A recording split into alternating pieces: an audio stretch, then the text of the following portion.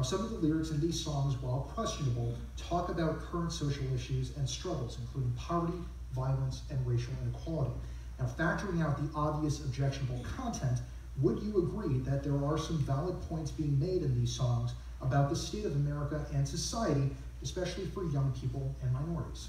Well, Javon, the fact that he had a career as a rapper isn't relevant to me. His words are relevant. Many of those words you wouldn't want me to say on this program.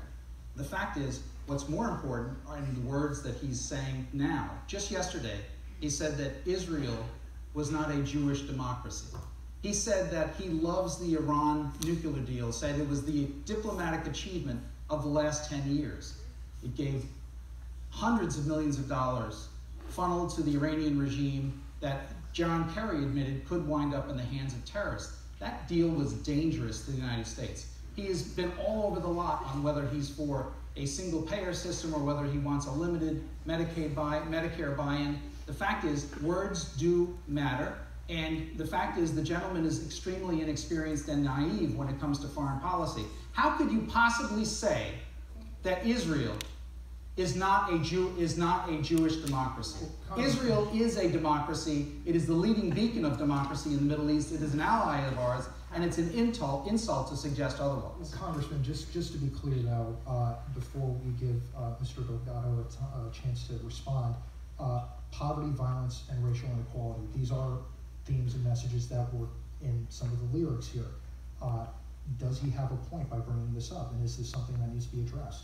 All of those things can be addressed, and that's legitimate. What I objected to, and what others objected to, were language that demeaned women, that questioned our national heritage, etc. But that is not the most relevant thing to me today.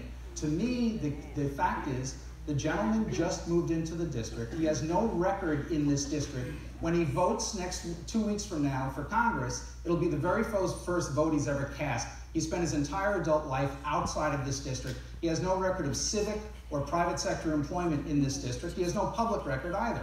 So the voters should naturally wonder about the overriding ambition of this gentleman who moved in, bought a house, registered to vote, and immediately the next day signed up to run for Congress. Just again, before, to drive this point home, and forgive me, you say that words matter, and certainly they do, and there are words that are in ads that are airing that address this issue, that cast your opponent as, out of step with the district and inappropriately using these lyrics, etc. So are you prepared to denounce those ads? You don't think that those ads should be running? I know that they're outside Liz, money that is paying for those ads. You know that those are not my ads. They're not authorized or collaborated with. But do you denounce them or support them? All I've said is that the ads are provocative, and so were his lyrics. But the most provocative thing to me is the fact that Mr. Delgado has a naive view about foreign policy, about domestic policy. He doesn't know what he's talking about. He repeats the Nancy Pelosi sound bites that may sound and he's supported by kind of a mob mentality that exists in the Democratic Party. You can see exactly what I'm talking about when you listen to people who interrupt. Sir, please. Mr. Delgado, would you like to give him a chance to respond, please? There's a lot there to unpack. Go ahead. So, if I may, what we're seeing, the tenor, the personal attacks, the ad hominems, is a big part of why people are just tired of politics and frustrated. The level of divisiveness on display by the current congressman, I think, speaks volumes to where we are right now in this country and how we have to really rein this thing in. I want to be clear about a couple of points. One, nothing in my lyrics was denigrating to women. I want to make sure we make that clear. But on the question of Israel, I want to make sure we're clear on this too. My position has been pretty clear, but to make sure it's even clear, Israel is a democracy, and it is a Jewish democracy. My point in the debate yesterday was to say that if it is to remain one for generations to come, it is urgent and critical that we have a two-state solution. As a man married to a woman who's Jewish, raising two Jewish children, I care deeply about the fate of Israel.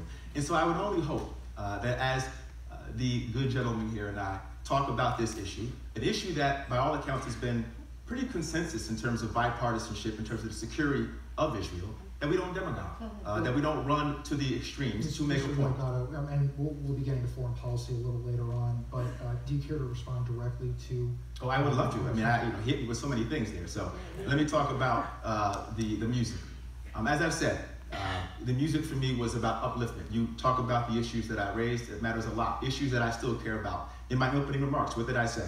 Wage stagnation, 40 plus years. I talked about 80% of folks sharing just 10% of the wealth. I was talking about that over a decade ago. I'm talking about it now. I'm happy to say that we've seen the objective members of the community, members who can see it for what it is, talk about how this line of attack is misleading and grotesquely irresponsible. Whether it is we see the clergy members who stood up and wrote a letter, whether it's the local or national papers, whether it's Woodstock Radio who pulled the ads, Mr. Delgado. whether it's Chris Gibson who said he regrets the tone of the ads. You're right to ask Congressman Faso whether or not he'll denounce it. And you can denounce these ads if you really want to. On that note, where you're talking about what happened in the past